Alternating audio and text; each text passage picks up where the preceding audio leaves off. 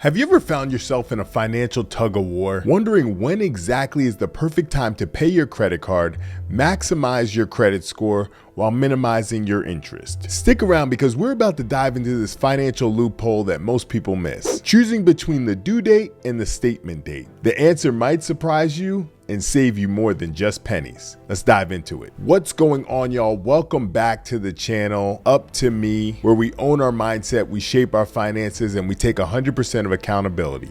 My name is Accountability B, and in today's video, we are going to dive into what is the best time to pay your credit card. Your credit card typically has two dates. It's going to be your due date and then your statement closing date. Knowing the difference between these two is crucial in managing your credit profile. First up, the due date. And this is the date that your minimum payment is due. So this is the minimum amount that you need to pay to your credit card for it to satisfy you've made a payment for that month. This date is a date that you're going to make sure to avoid any late fees or any negative impact to your credit score. Simple enough, right? But here comes the curveball. The statement ending date or statement date. This is going to be the last day of the billing cycle. It's typically between 5 to 7 days after your due date. This is actually going to be the date that they report to the credit bureaus what the balance is on those credit cards. So the balance on that date is going to be the date that they report your balance, and that is going to determine what your credit utilization is to the credit bureaus to make sure that you're avoiding any late fees and not having it negatively affect your credit.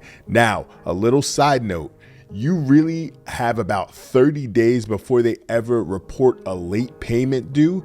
So really, you want to make sure that you're paying it by the due date, but if you do fall short, you want to pay it at least before 30 days before they actually report to the bureaus that you missed a payment. So that's just a little side note for you. You will have to pay a late fee if you don't pay by the due date, but usually, if it's 1 or 2 times throughout the year, that's something that the credit card company will actually work with you on. Now, here is the key strategy. The statement date is the date that they actually show what balance is on your credit card. So I'll give you an example. Let's say you have a credit card with a $10,000 credit limit, and on your due date, which is, let's say, the 5th of the month, you make your payment and your balance is 0, but your statement date is on the 10th. Let's say you go out and you make a big purchase of $5,000 on that credit card on the 7th. If that transaction posts, your statement closing date will report to the credit bureaus that you've now spent $5,000 out of that $10,000 of available credit, which brings your utilization all the way up to 50%. That is the key to really understanding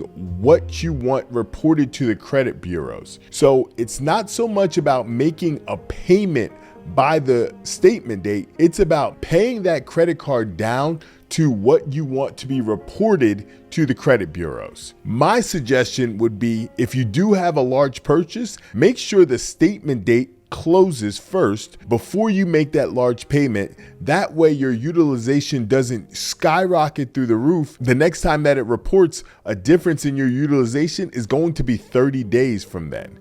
So that's something to keep in mind. Both dates are very important. Your due date is really going to be to avoid late fees and to not affect your credit score by showing that you've made a payment. And then your statement date is going to be the day that you want to pay your credit cards down to what you want to be reported to the credit bureaus.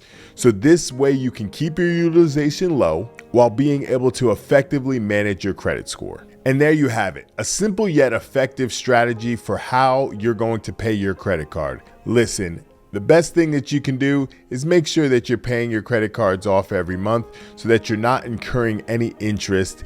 And ultimately, you want to make sure that your balance is as low as possible when that statement closing date comes so that you're not being dinged on any high utilization that you might have incurred. Listen, y'all, I appreciate all the support that you've given. We're climbing the ranks. We're marching our way right to 1,000 subscribers.